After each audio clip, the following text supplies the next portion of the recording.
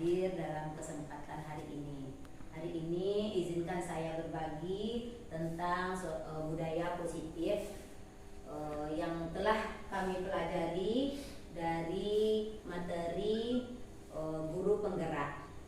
Baik, untuk sosialisasi budaya positif ini mungkin saya di sini bukan ingin menggurui, bukan ingin mengajarkan Bapak Ibu, tetapi di sini tujuannya untuk berbagi agar kita sama-sama bisa menerapkan budaya positif di sekolah kita ini.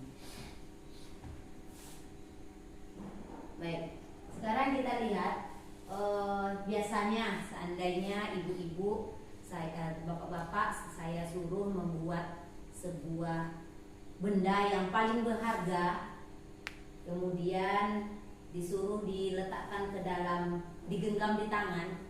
Ini berharga ini untuk masa depan Bapak Ibu. Saya suruh buka, saya minta, apakah Bapak Ibu mau memberikan kepada saya? Ini berharga ini. Suatu benda Ibu genggam dalam tangan Ibu, kemudian saya minta Ibu membukanya, memberikan kepada saya. Apakah Ibu mau memberikan kepada saya? Tidak. Seandainya saya pukul Ibu, saya tinju Ibu, pakai kekerasan, apakah Ibu mau memberikan yang ada dalam genggaman Ibu-ibu? Tidak. Tidak. Ibu mau. Kenapa Ibu mau?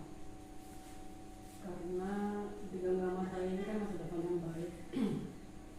Pasalnya kita berbagi ke teman, membuat teman itu memiliki masa depan yang baik. Iya, terima kasih Bu. Ya, memang begitu. Ya, ada yang mau membuka, ada yang tidak mau membuka. Ya, yang bisa menentukan membuka dan tidak membukanya adalah siapa Ibu-ibu? Ya, diri kita. Begitu juga dengan motivasi. Ya, kita lihat di sini stimulus respon tentang dunia. Ada dua pendapat. Ini ada teori kontrol, stimulus respon tentang dunia dan teori kontrol tentang dunia yang disampaikan oleh Dr. William Glasser yang mengatakan, kita lihat perbedaannya. Yang pertama, kita beranggapan bahwa kebutuhan kita sama. Tapi kalau menurut teori kontrol, bahwa kebutuhan kita itu berbeda.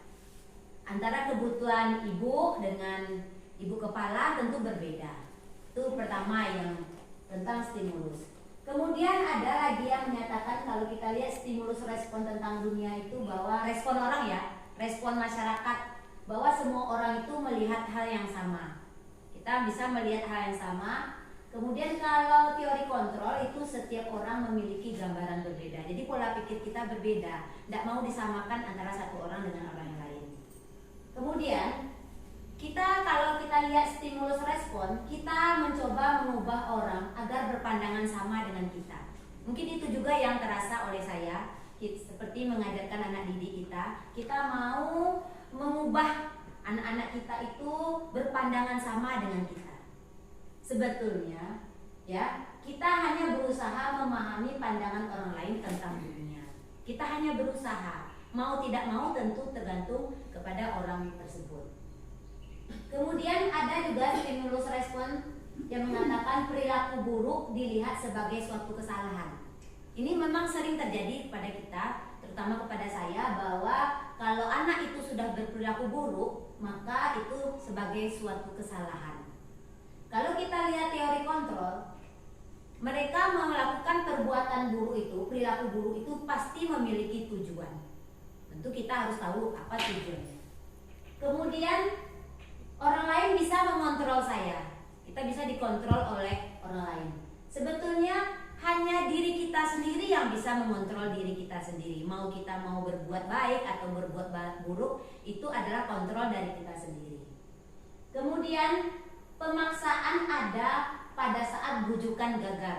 Saat kita membujuk anak-anak kita paksakan lagi. Itu stimulus respon. Kalau kita lihat teori kontrol, kolaborasi dan konsensus menciptakan pilihan-pilihan baru. Jadi kita disuruh berkolaborasi dan konsensus menciptakan pilihan-pilihan baru. Kemudian stimulus respon juga menyatakan model berpikir menang atau kalah. Ya, ada menang, ada model berpikir itu menang, menang, menang. Jadi jangan ada menang atau kalah, tapi menang, menang, menang. Inilah beberapa teori kontrol yang disampaikan oleh Dr. William Glasser. Kemudian bagaimana seseorang bisa berubah dari paradigma? Ya, paradigma lama kita yaitu stimulus respon kepada pendekatan teori kontrol. Itu si Stephen R. Covey dalam prinsip center leadership mengatakan bahwa bila kita ingin membuat kemajuan perlahan, sedikit-sedikit ubahlah sikap atau perilaku Anda. Namun bila kita ingin memperbaiki cara-cara utama kita, maka kita perlu mengubah kerangka acuan kita. Ubahlah bagaimana Anda melihat dunia, bagaimana Anda berpikir tentang manusia. Ubahlah paradigma Anda, skema pemahaman dan penjelasan aspek-aspek tertentu tentang realitas. Jadi kalau kita mau mengubah stimulus respon menjadi teori kontrol, kalau kita ingin sedikit-sedikit, maka kita perlu mengubah kerangka acuan kita. Ubahlah bagaimana Anda melihat dunia, kemudian bagaimana Anda berpikir tentang manusia, dan ubahlah paradigma Anda, skema pemahaman dan penjelasan aspek-aspek tertentu tentang realitas. Nah, ini bagaimana kita mau mengontrol anak-anak murid kita.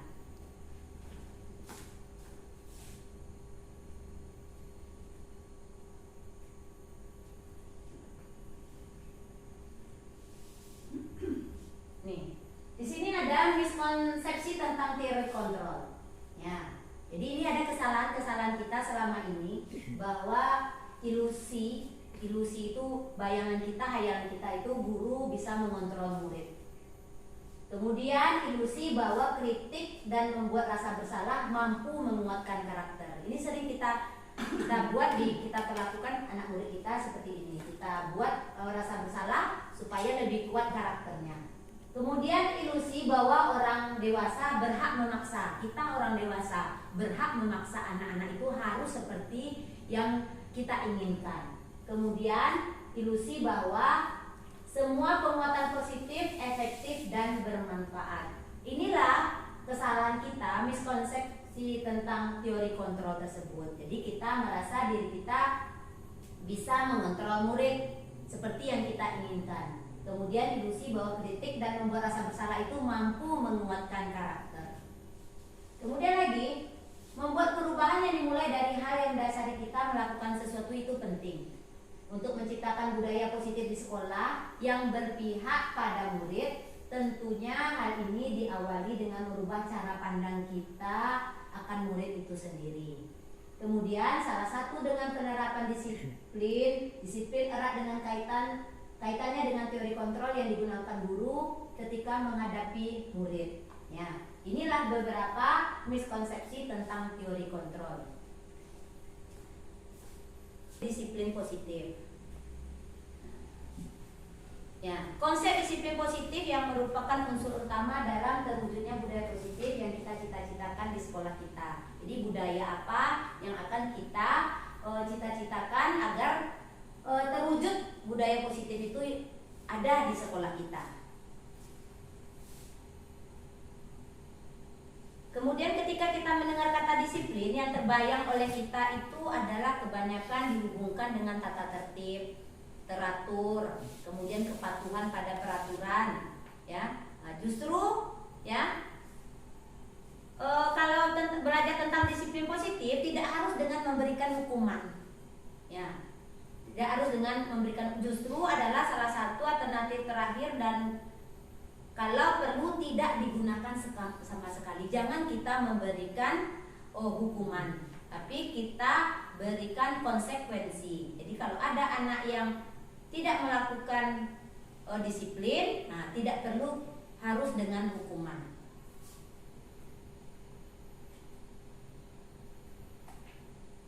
Kemudian Bapak Pendidikan Ki Hajar Dewantara menyatakan bahwa di mana ada kemerdekaan, di situ harus ada disiplin yang kuat. Sungguh pun disiplin itu bersifat self-disiplin, disiplin dari punya kita sendiri, dalam diri kita sendiri. Itu kita sendiri yang mewajibkan kita dengan secara kerasnya, tetapi itu sama saja Sebab jikalau kita tidak cakap melakukan self disiplin, wajiblah penguasa lain mendisiplinkan diri kita. Dan peraturan demikian itulah harus ada di dalam suasana yang merdeka. Ini menurut Bapak Ki Hajar Dewantara, pemikiran, konsepsi, keteladanan, sikap merdeka cetakan kelima. Jadi ini menurut Bapak Ki Hajar Dewantara.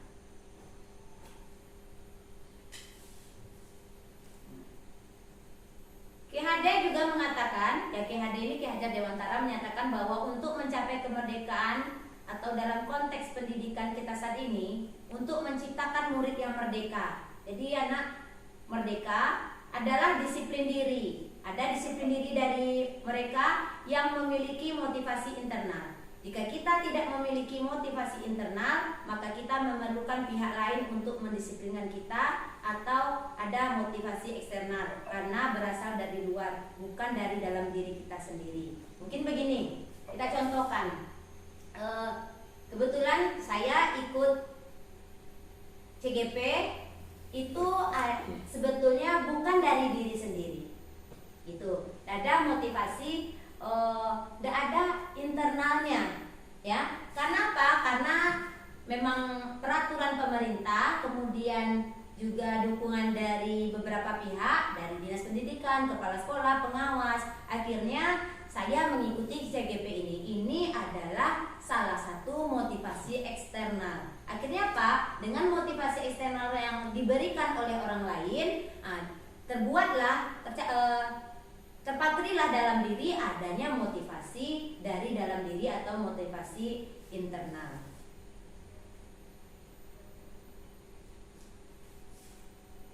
Kita lihat di sini ada disiplin positif. Yang disiplin positif yang tadi yang kita sampaikan itu, yang pertama itu sesuatu yang dilakukan seseorang pada orang lain untuk mendapat kepatuhan. Kemudian sesuatu cara untuk mengontrol diri, menguasai diri untuk memilih tindakan yang mengacu pada nilai-nilai yang kita hargai. Jadi kalau disiplin positif itu dilakukan oleh seseorang untuk mendapatkan kepatuhan. Kemudian cara kita untuk mengontrol diri, menguasai diri, untuk memilih tindakan yang mengacu pada nilai-nilai yang kita hargai. Ini yang disiplin. Ini konsep dari Diane Grossen yang menyatakan bahwa disiplin adalah usaha untuk mengontrol diri dalam memilih tindakan yang berdasar pada nilai-nilai yang kita hargai.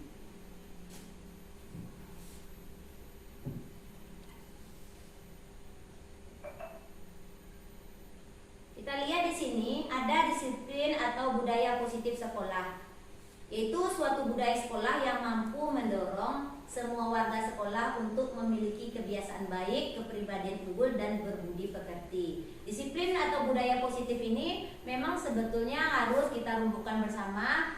Budaya positif apa yang akan kita terapkan dalam sekolah kita ini. Kemudian budaya positif ini dapat tercipta didasarkan teori kontrol dari William Glasser, bahwa yang pertama itu kebutuhan kita berbeda. Kebutuhan Ibu Itit dengan kebutuhan Ibu Mel dengan Bu Des itu berbeda, tidak mau disamakan. Kemudian lagi, semua perilaku setiap orang memiliki tujuan. Jadi orang itu melakukan hal tersebut, ya, memiliki tujuan. Kita contohkan sajalah anak kita, ya, dia tidak mematuhi peraturan, tidak memakai pedasi atau tidak pakai kelengkapan. Ya, pasti mereka memiliki tujuan. Apa tujuannya? Tidak lengkap seperti itu. Kemudian, hanya Anda yang bisa mengontrol diri Anda. Jadi diri kita ini hanya bisa diri kita sendiri yang mau mengontrolnya. Mau kita berbuat baik dan buruk, itu hanya diri kita yang bisa mengontrol diri kita sendiri. Kemudian Anda tidak bisa mengontrol orang lain. Berarti saya tidak bisa mengontrol ibu-ibu, ya. Begitupun ibu-ibu tidak bisa mengontrol orang lain. Seperti itu.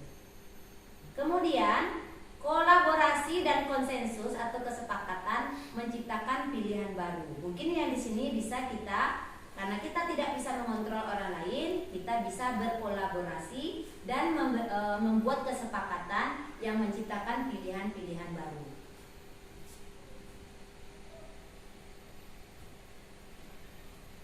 Kita lihat motivasi perilaku manusia. Motivasi yang baik berasal dari diri dalam diri kita agar tindakan yang kita ambil sesuai dengan apa yang kita inginkan. Tetapi seringkali kita melakukan sesuatu karena menginginkan penghargaan dari orang lain atau untuk menghindari sebuah hukuman. Mungkin ini ya, diri saya mungkin ya, saya datang cepat pagi mungkin ingin mendapatkan penghargaan dari kepala sekolah atau mendapat pujian dari teman-teman. Itu motivasi perilaku manusia ya. Atau saya menghindari hukuman supaya ceklok kita tidak di bawah garis merah. Ini merupakan yang sering menginginkan mendapatkan penghargaan ya. Jadi ada untuk menghindari ketidaknyamanan atau hukuman, atau untuk mendapatkan imbalan atau penghargaan dari orang lain, atau bisa untuk menjadi orang yang mereka inginkan dan menghargai diri sendiri dengan nilai-nilai yang mereka percaya. Seharusnya kita berada di nomor yang 3, difficult.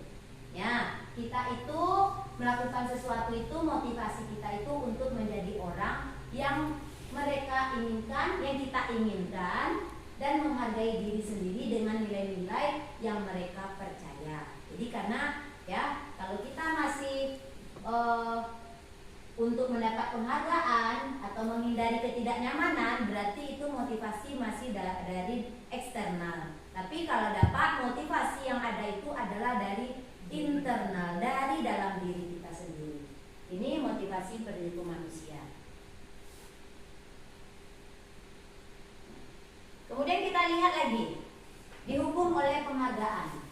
Ya, ini sering kita memberikan penghargaan kepada anak kita. Kiranya di sini ada beberapa hal yang bisa dihukum oleh penghargaan. Ini menurut Alfikon, ya, seorang ilmuwan, tindakan memberikan penghargaan yang nilainya sama dengan menghukum seseorang.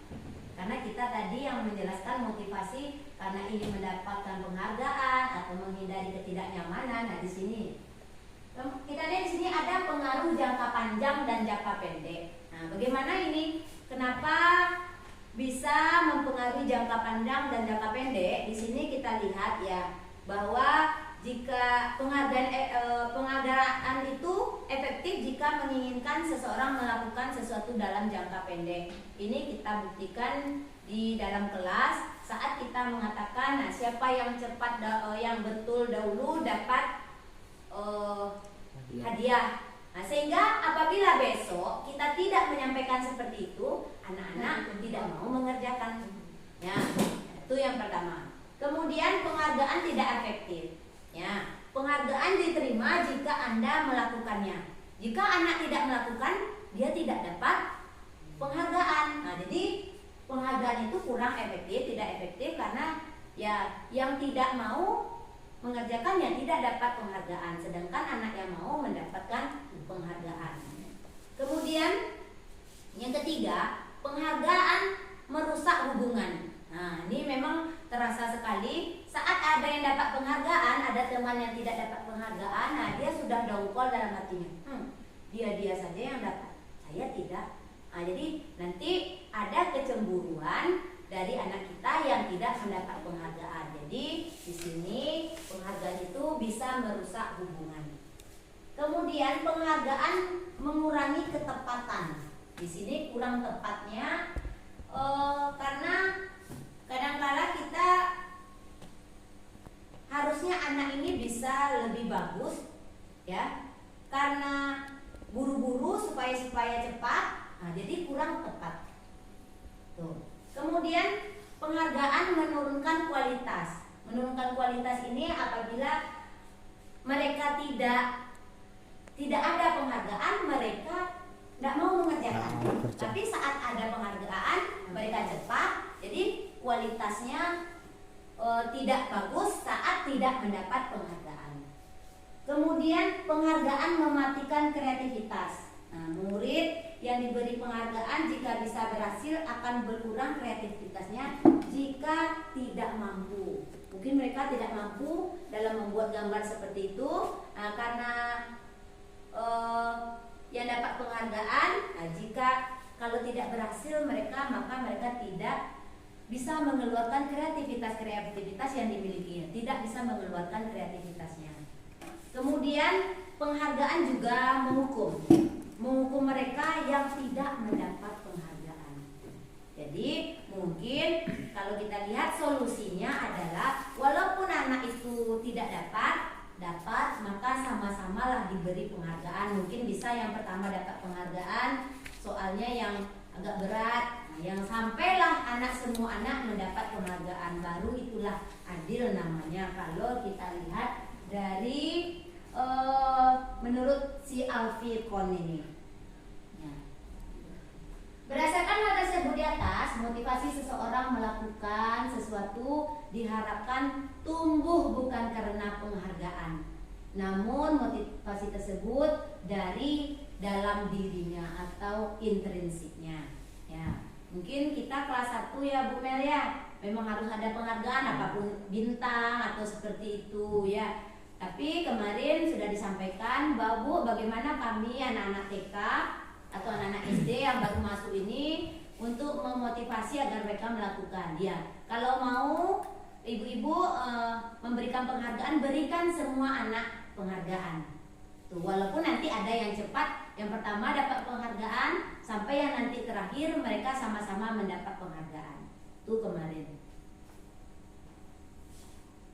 Kemudian kita lihat lagi, ya, berdasarkan motivasi dalam diri kita itu berhubungan dengan pemenuhan kebutuhan dasar manusia. Ya, kebutuhan dasar manusia itu menjadi penting bagi guru untuk menciptakan budaya positif di sekolah. Kita harus tahu kebutuhan dari murid kita.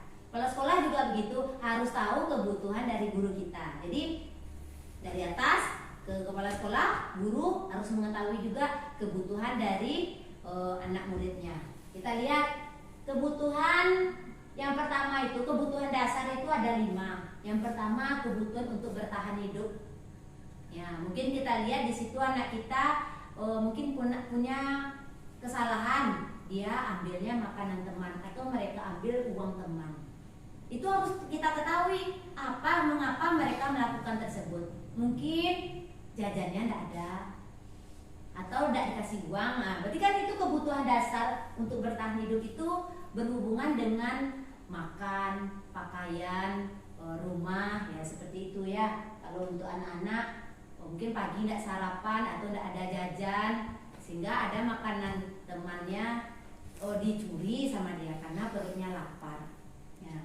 Kemudian kebutuhan dasar dari anak kita itu juga cinta dan kasih sayang. Mereka senang dicintai dan diberi kasih sayang. Kemudian kebutuhan murid kita juga perlu kebebasan, tidak mau dikekang-kekang saja. Mereka butuh kebebasan. Kemudian mereka juga butuh kesenangan, ya, membuat pembelajaran yang menyenangkan sehingga mereka terpenuhilah kebutuhan menyenangkannya. Kemudian juga kebutuhan mereka itu adalah kekuasaan, atau power. Ya, anak-anak murid kita itu kalau dia berbicara di depan, dia didengarkan oleh orang lain, dia senang, ya. Nah, itu dia memiliki kekuasaan. Inilah kebutuhan dasar dari manusia. Utamanya murid kita, dan kita juga sebagai guru juga seperti ini. Kita butuh ini. Nih.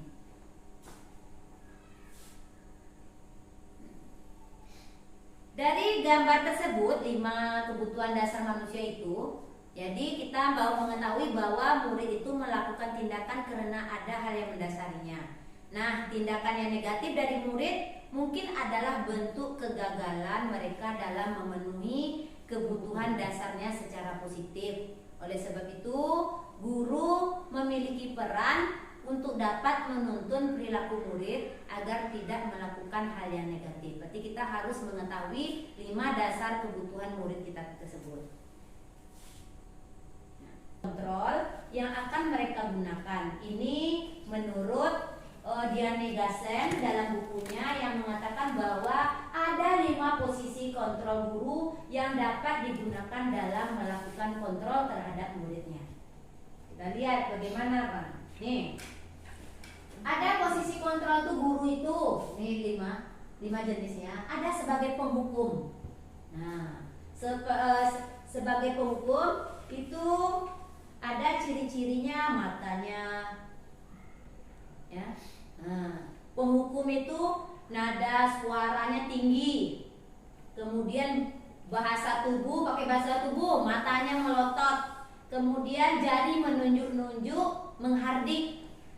Jadi kita di sini introspeksi diri, ya, di mana posisi kontrol kita sebagai guru? Apakah kita sebagai penghukum, ya, nada suara tinggi, bahasa tubuh matanya melotot dan jarinya menunjuk, bahkan menghardik anak murid.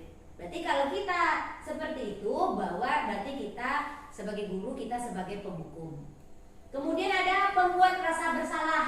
Nah nih, ya, kita sering, ini saya penghukum, saya akui dulu saya seperti ini sebagai penghukum. Ya, setiap ada anak yang tidak mematuhi peraturan, saya hukum. Berarti saya termasuk ke dalam posisi kontrol saya sebagai penghukum. Kemudian juga pembuat merasa bersalah. Nah, nada suara memelas. Nah, dia tidak marah-marah, halus, sedih, bahasa tubuhnya merapat pada anak dan lesu. Sepertinya, nak, dia bantu itu nak. Beko ibu di berangan, dia bu kepala sekolah. Nah, itu berarti kita kalau seperti itu berarti kita termasuk pembuat rasa bersalah. Ya, supaya anak-anak itu yang dilakukannya itu salah, ya, dan ya kita mengeluarkan kata-kata sehingga anak itu menurut kita mau mengubah perilaku tersebut. Hal ini juga pernah saya lakukan. Ya, kalau saya udah capek, Dena, udahlah nak, ibu udah capek nerangin ya, ada yang mau mendengarkan. Nah, mungkin kita pernah seperti itu. Berarti kita dikontrol kita adalah pembuat merasa bersalah. Kemudian posisi kontrol kita yang ketiga bisa kita sebagai teman. Nah, nada suaranya ramah, akrab dengan anak, bercanda, ya, mata dan senyum jenaka. Ini kita sebagai teman. Berarti kita sebagai teman. Kemudian ada posisi kontrol kita itu sebagai pemantau. Ya, nada suara datar, bahasa tubuh yang formal. Kita memantau apa yang anak kita lakukan. Kalau ada kesalahan kita pantau, kita cari alasan mengapa mereka melakukan kesalahan. Kemudian posisi kontrol, ya, yang kelima adalah manajer. Ya, nada suara tulus, bahasa tubuh tidak kaku, mendekat ke murid. Dari 5 posisi kontrol ini kita diminta, ya, sebagai manajer. Tapi paling kurang, ya, paling kurang kita sebagai pemantau.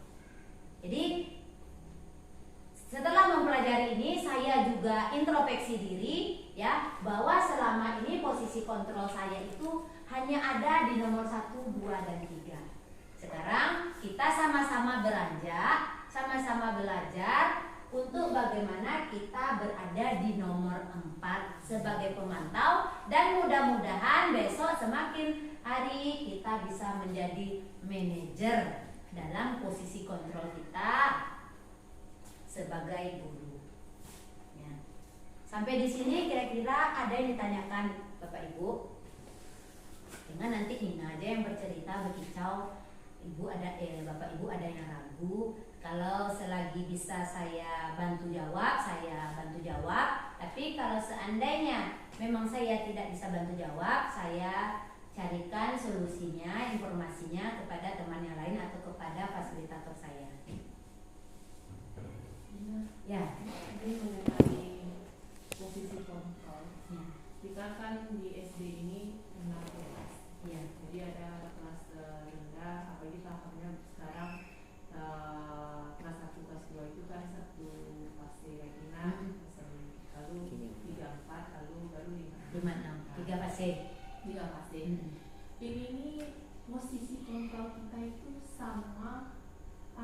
berbeda-beda tiap pasti. Masing-masing individu.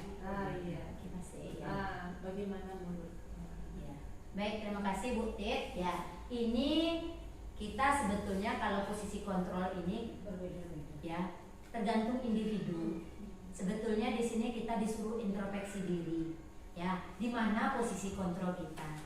Mungkin Bu Tit di kelas 6, saya juga di kelas 1, juga kita harus melihat di sini di mana kita sekarang ini.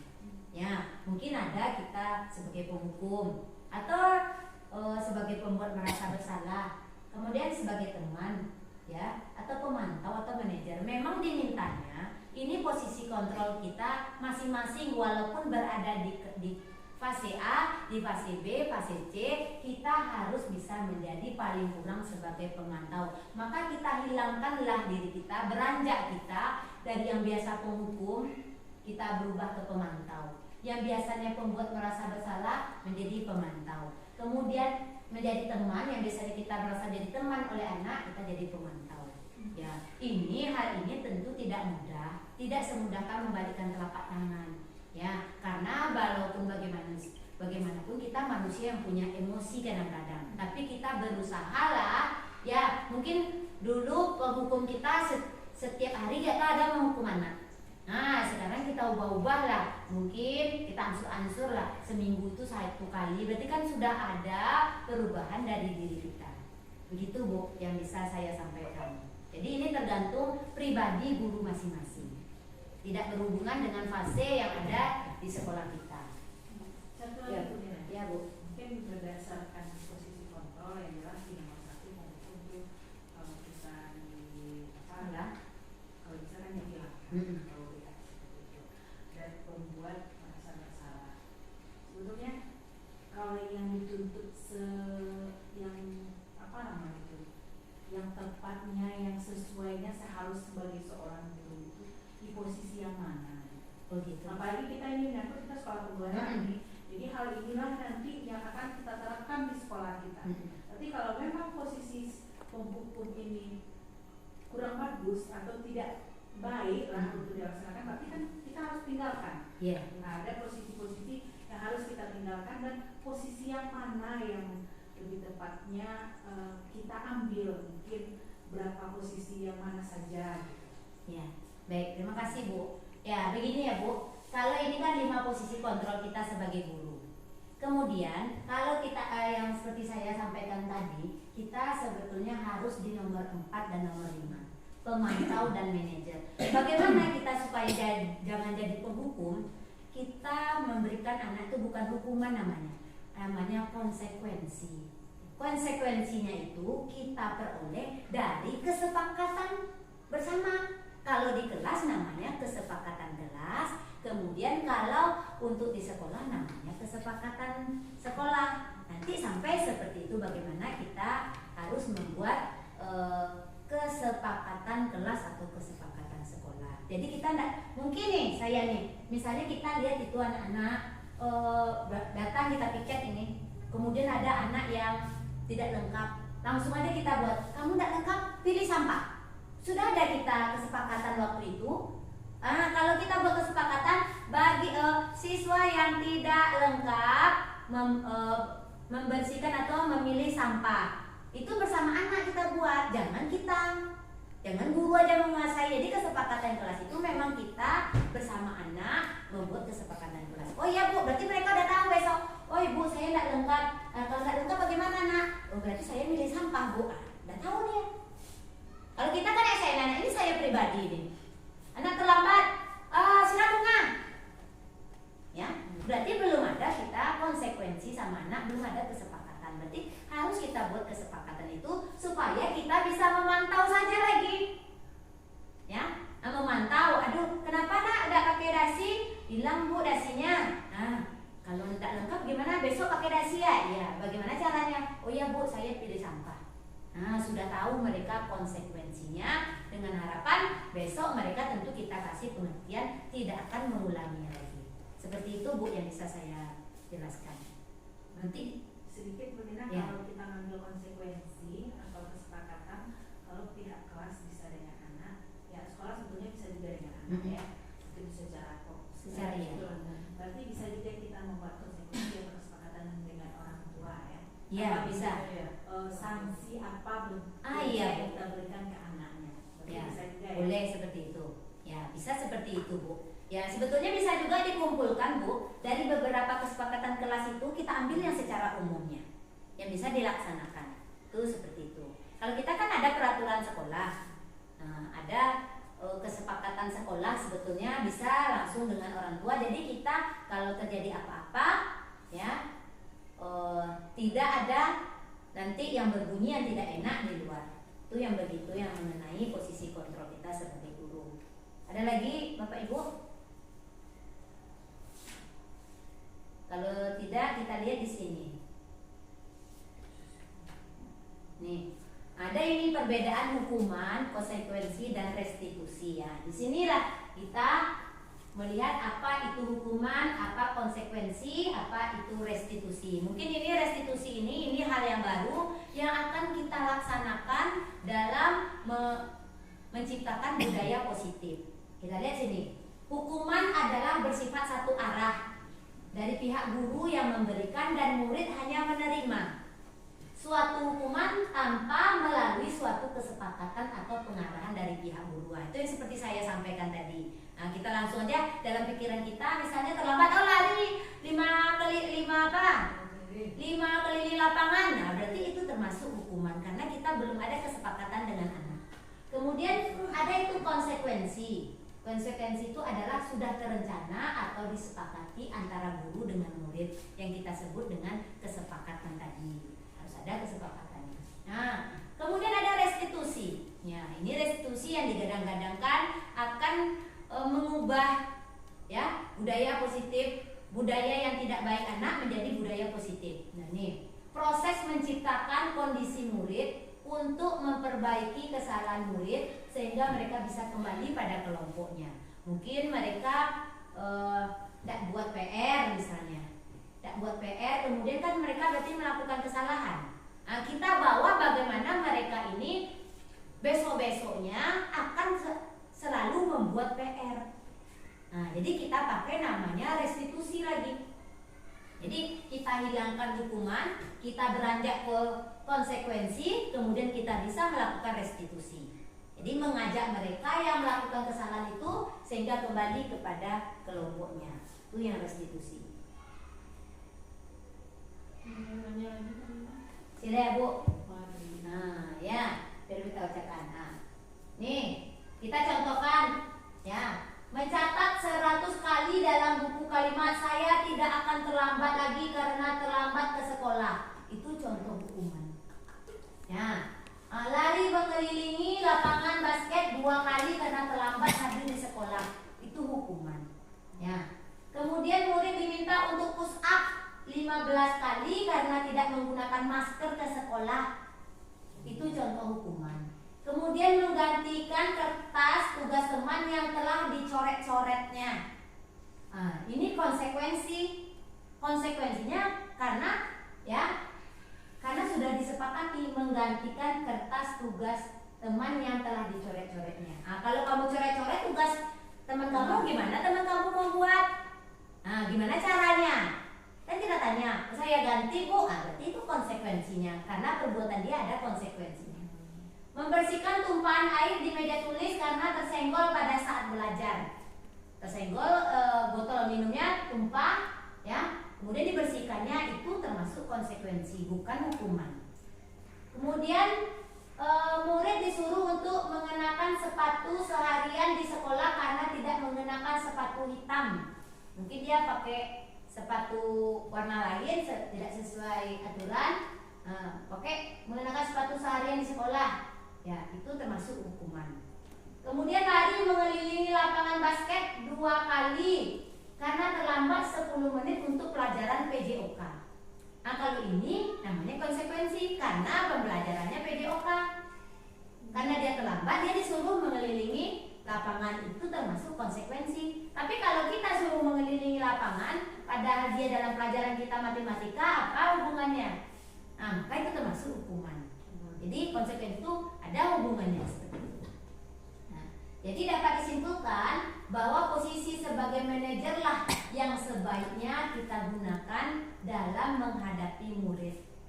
Guru yang memposisikan diri sebagai seorang manajer hendaknya mengerti bahwa fokus masalah ada pada murid itu sendiri. Guru hendaknya membuat murid bertanggung jawab dan mencari solusi atas masalah yang mereka lakukan. Tujuannya adalah untuk menuntun murid mengevaluasi tindakan mereka agar menjadi pribadi yang lebih baik lagi. Jadi kita menuntun ibu-ibu, ya, menuntun perilaku anak kita itu supaya mereka menjadi pribadi yang lebih baik lagi. Nah, nih keyakinan kelas. Nah, ini yang berhubungan dengan budaya positif itu kita harus membuat keyakinan kelas. Yang keyakinan kelas itu adalah nilai-nilai kebajikan universal yang disepakati secara tersirat dan tersurat. Apa nilai-nilai kebajikan yang akan kita yakini dapat dilakukan dalam kelas kita tersebut. Kemudian menerapkan keyakinan kelas di sekolah kita juga merupakan upaya untuk menciptakan kebiasaan yang baik di lingkungan sekolah agar dapat mewujudkan pembelajaran yang berpihak pada murid di sekolah. Kemudian keyakinan kelas merupakan nilai-nilai kebaikan yang murid yakini yang dapat diterapkan di kelas. Keyakinan murid akan suatu nilai inilah yang digunakan untuk mengontrol mereka sendiri agar lebih bertanggung jawab dan dapat menguatkan karakter mereka. Jadi kita buatlah kesepakatan kelas kita yang memang dibuat bersama anak dan guru, kemudian kita tempelkanlah di dinding seperti yang disampaikan oleh Ibu Kepala kemarin, mengingatkan kesepakatan kelas kita belum ada kelihatan. Nah, maka kita buatlah kesepakatan kelas, berbeda kesepakatan kelas dengan tata tertib kelas. Ya, begitu ya Bu ya, berbeda ya Bu ya.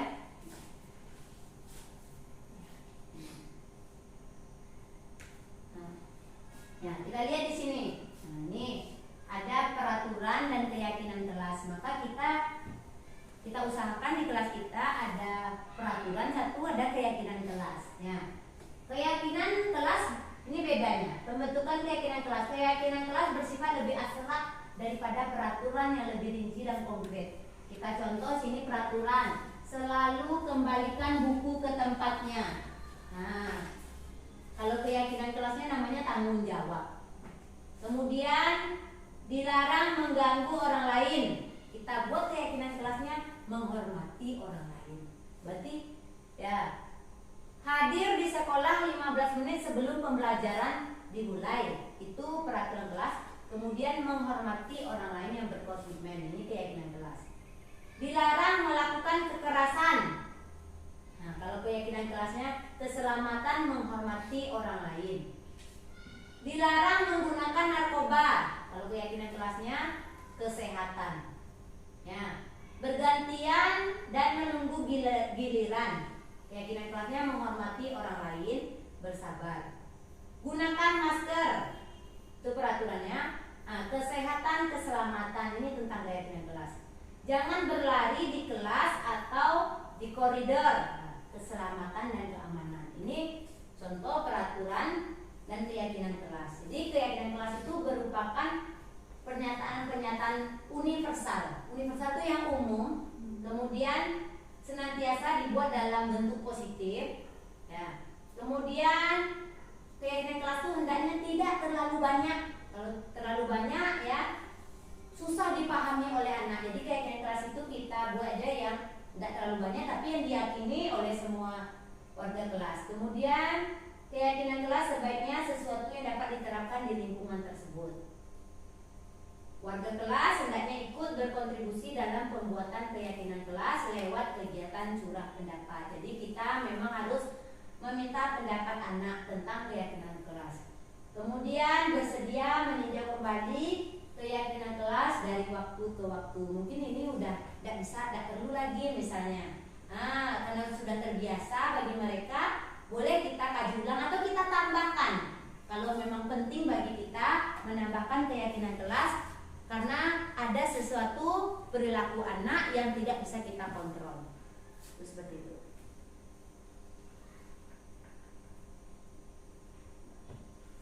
Nah, kita lihat nilai-nilai nilai universal, nilai kebajikan yang dianut seseorang itu yang sesuai dengan nilai luhur bangsa Indonesia itu terdapat pada profil pelajar Pancasila. Jadi profil pelajar Pancasila itu merupakan kebajikan universal. Yang pertama yaitu beriman, bertakwa kepada Tuhan Yang Maha Esa dan berakhlak mulia. Jadi harus sesuai kesepakatan kelas kita itu harus beriman, bertakwa kepada Tuhan Yang Maha Esa dan berakhlak mulia. Kemudian mandiri. Kemudian bernalar kritis, berkebinekaan global, bergotong royong dan kreatif. Makanya dalam kita kurikulum merdeka, profil pelajar Pancasila kita ini yang 5 ini yang dipakai yang sesuai dengan nilai luhur bangsa Indonesia kita.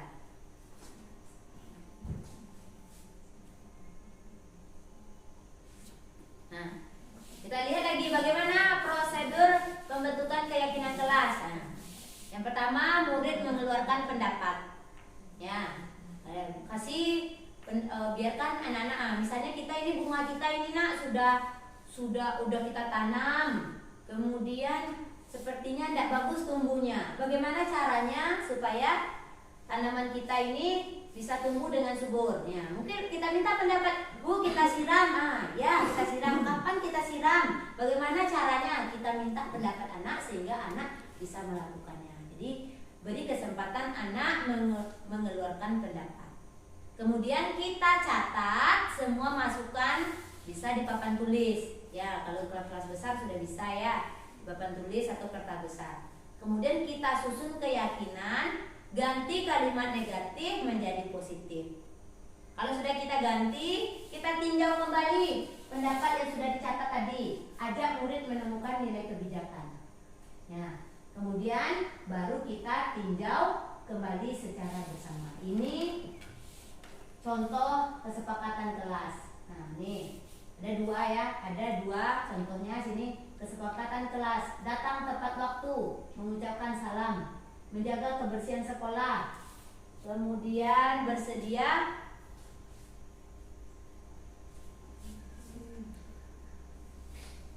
aktif dalam pembelajaran, kemudian tertib. Nah, ini contohnya. Kemudian ada lagi satu lagi kesepakatan kelas yang bisa kita buat. Kami guru dan murid yang saling menyayangi. Jadi sama siapa saja bisa menyayangi. Sayang dengan teman, sayang dengan tumbuhan. Nah, itu dia bisa contohnya. Kami murid yang semangat belajar. Nah, ini tuh contohnya. Kemudian kami murid yang peduli dengan teman-teman. Ini beberapa contoh kesepakatan kelas. Nanti bisa ibu-ibu sesuaikan dengan kondisi kelas ibu masing-masing. Kemudian kita lihat apa itu restitusi? Tadi sudah kita jelaskan bahwa kita kalau dapat menghilangkan menjadi penghukum, hilangkan hukuman, kita lebih baik beranjak dulu konsekuensi, kemudian setelah dari konsekuensi kita beranjak ke restitusi. Nih, restitusi adalah proses menciptakan kondisi bagi murid untuk memperbaiki kesalahan mereka sehingga mereka bisa kembali pada kelompok mereka dengan karakter yang lebih kuat. Kemudian restitusi juga merupakan proses kolaboratif yang mengajarkan murid untuk mencari solusi untuk masalah mereka dan membantu murid berpikir tentang orang seperti apa yang mereka inginkan menjadi tujuan mulia dan bagaimana mereka harus memperlakukan orang lain. Ini menurut teori dari Gosen. Nah, ini kita langkah restitusi itu menurut Diana Gosen ada 3 langkah. Pertama, kita menstabilitaskan identitas. Kita mengontrolnya bagaimana? Kita semua akan melakukan hal yang terbaik yang bisa kita lakukan. Nah, kemudian ada validasi tindakan yang salah. Semua perilaku itu memiliki alasan. Mereka membuat salah itu pasti ada alasannya. Kemudian menanyakan keyakinan. Kita semua memiliki motivasi internal. Inilah 3 langkah segitiga restitusi. Yang pertama, menstabilkan identitas, kemudian memvalidasi tindakan yang salah, baru kita menanyakan keyakinan kelas sehingga dengan harapan anak itu bisa mencari solusi untuk masalah mereka. Tidak kita yang mencarikan solusinya, tapi mereka sendiri yang melakukan kesalahan itu mencari solusinya. Ini contohnya segitiga restitusi. Nah, kita lihat dulu validasi tindakan yang salah. Anak kita melakukan kesalahan, kita kasih tanya, ya, kamu tentu punya alasan mengapa melakukan itu. Ya. Kemudian adakah cara yang lebih efektif untuk mendapatkan apa yang kamu butuhkan? Nah, itu kita memvalidasi tindakan yang salah. Kemudian yang pertama ya menstabilitaskan identitas dulu. Setiap orang pasti pernah melakukan kesalahan. Tidak ada manusia ini yang tidak pernah melakukan kesalahan. Nah, kita beri keyakinan pada mereka setiap orang pasti pernah melakukan kesalahan. Kemudian kamu bukan satu-satunya yang pernah melakukan ini, kecuali menyontek ya Bapak Ibu. Jangan nanti ada anaknya bilang, ibu dulu di sekolah ya menyontek juga. Jangan kita buatkan seperti itu. Tapi kalau hal yang lain, misalnya mereka lupa pakai dasi, semua orang pernah lupa pakai dasi. Tapi kalau mencontek, dulu ibu pernah mencontek. Jadi ditirunya sama anak-anak. Jadi tidak hal-hal yang positif jadinya yang negatif. Ya. Kemudian kita hubungkan dengan menanyakan keyakinan kelas kita. Ya, yang keyakinan kelas misalnya, anak itu tidak pakai dasi, kita tanyalah, kamu tahu tidak kesepakatan kelas tentang berpakaian? Ya Bu, harus pakai lengkap. Anak-anak itu tahu harus pakai lengkap Bu. Berarti kan jadi supaya bisa kita lakukan keyakinan kelas, mereka bisa juga nanti mengeluarkan solusi atau pendapat-pendapat mereka. Bisa juga kita tanyakan, kamu ingin menjadi orang seperti apa? Jadi segitiga restitusi itu mulai dari menstabilitaskan identitas, kemudian memvalidasi tindakan yang salah, ya, kemudian baru kita menanyakan keyakinan. Inilah segitiga restitusi yang akan kita terapkan di sekolah kita. Jadi kita jangan jadi penghukum, ya. Dengan segitiga restitusi bisa keluar dari konsekuensi. Baik, silakan Bu Pit. Mungkin ada sedikit yang bisa yang baca atau baca dari bukunya untuk menghindari menghukum tadi bisa kita lakukan dengan kita memberikan rasa nyaman dan aman sehingga kita bisa mengetahui permasalahan yang anak hadapi. Seperti menjadi pendengar yang baik bagi mereka, menjadi fasilitator bagi mereka dan memberi motivasi yang konkret, yang nyata. Ya begitu Bu P. Jadi memang kita tidak langsung saja ya, mungkin karena dia saja yang melakukan kesalahan, kita sudah mencap mereka, padahal kita tidak tahu alasan mengapa mereka seperti itu. Kita cari, kita tanya dari hati ke hati seperti kata Miss P tadi, dari hati ke hati. Kemudian kita tanyalah bagaimana kira-kira solusinya, ya, supaya mereka seperti itu. Jadi mereka tidak merasa tersisihkan, tapi mereka kembali ke kelompoknya karena kita sudah memberikan pelayanan restitusi seperti ini. Ada lagi Bapak Ibu?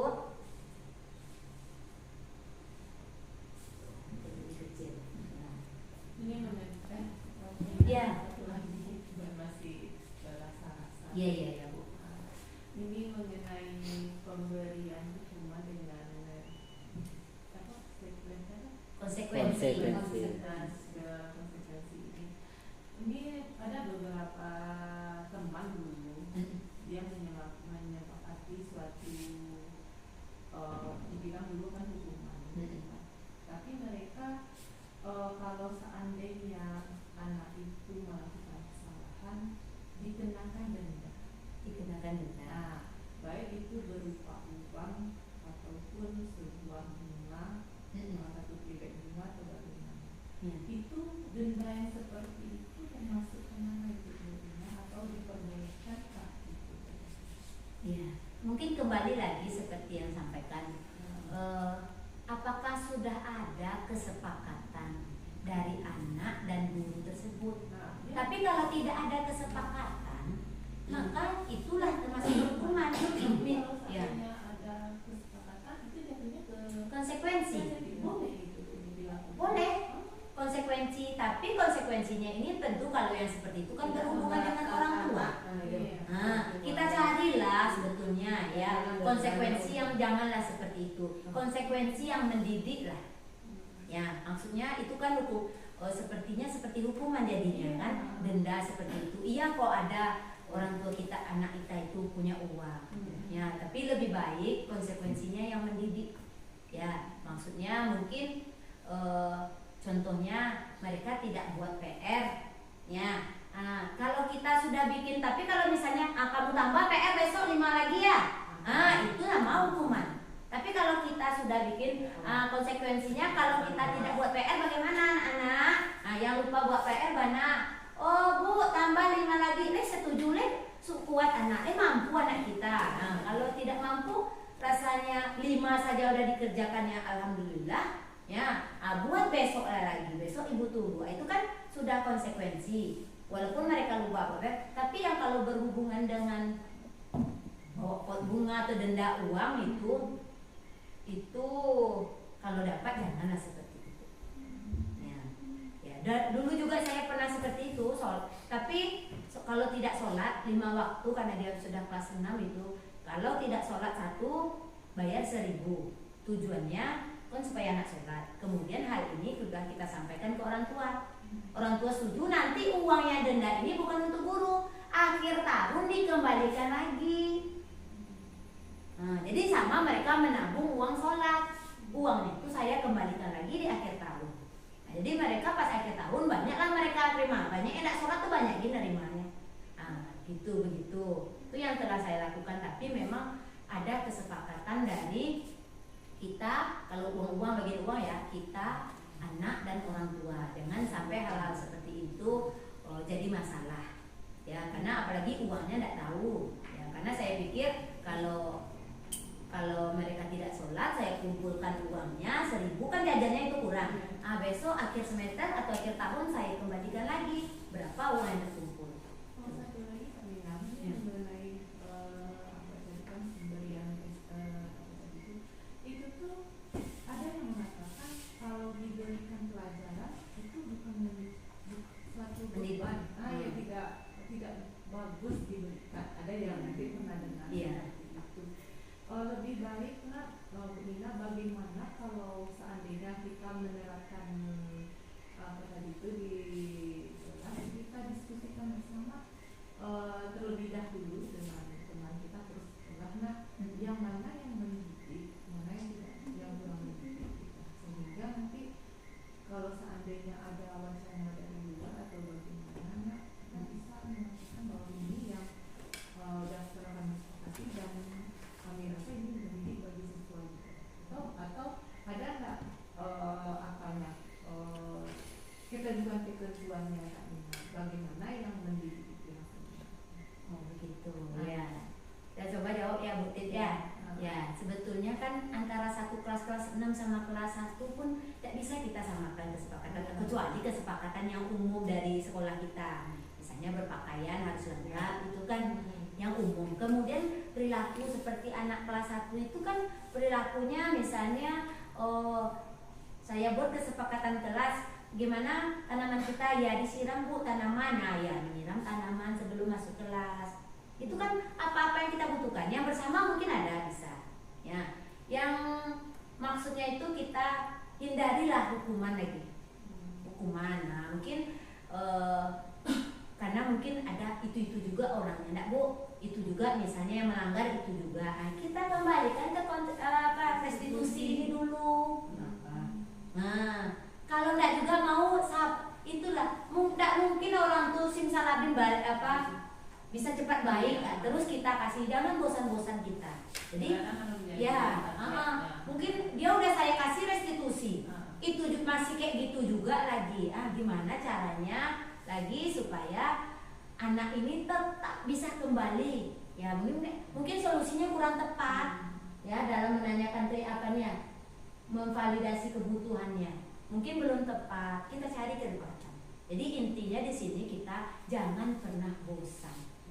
Sabar, itu intinya untuk keyakinan kelas. Kemudian yang keyakinan kelas itu kalau dapat tadi yang saya sampaikan, jangan ada lagi seperti hukuman. ya konsekuensi lah ya. Kalau tidak konsekuensi kalau dapat tentu restitusi yang bisa kita lakukan yang berdasarkan keyakinan kelas ini. Mungkin itu sedikit yang bersama bisa kita, tapi kalau kebutuhan kita di kelas kan masing-masing berbeda. Anak butir dikasih tahu aja, jangan nak, bisa mengerti. Anak kelas 1 jangan nak, makin itu yang dikerjakannya. Jadi itu mungkin berbeda sedikit. Ada lagi Bapak Ibu?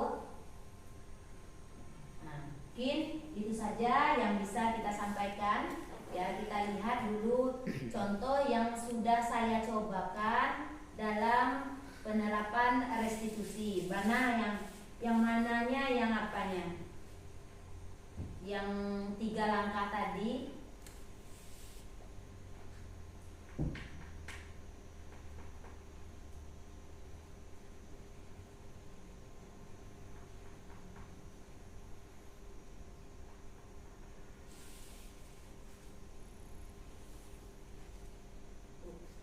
Yang untuk